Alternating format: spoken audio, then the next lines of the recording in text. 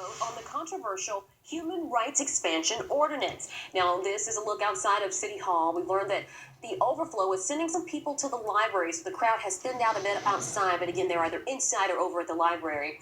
But inside, city lawmakers are expecting a standing room only crowd for the impending decision, and the vote is expected to be close, with lasting implications for local businesses. Action News checks his team coverage on what this decision will mean for you. Ben Becker will break down which sides lawmakers are already taking, but first, let's begin with Jenna Bourne, who fact-checked the protections for people acting on their faith.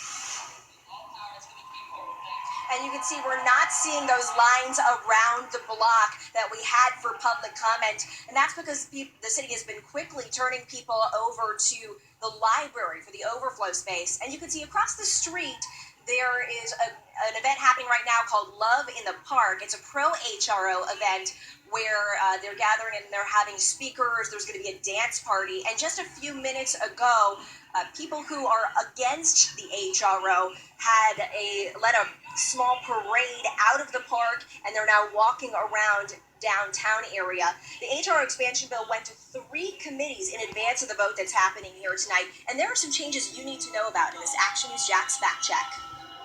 It restricts our rights as Christians or any faith to practice our faith and live out our moral conscience, period.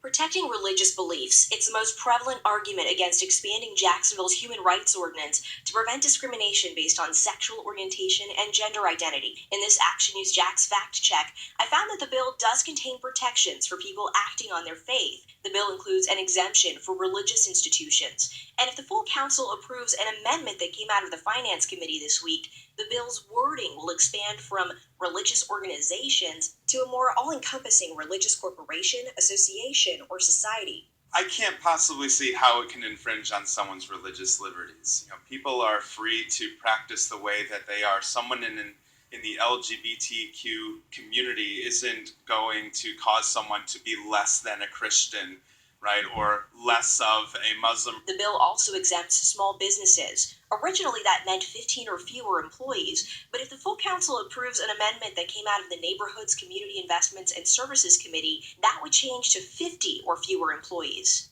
I think that this is all kind of a ploy to get as far away from it as possible.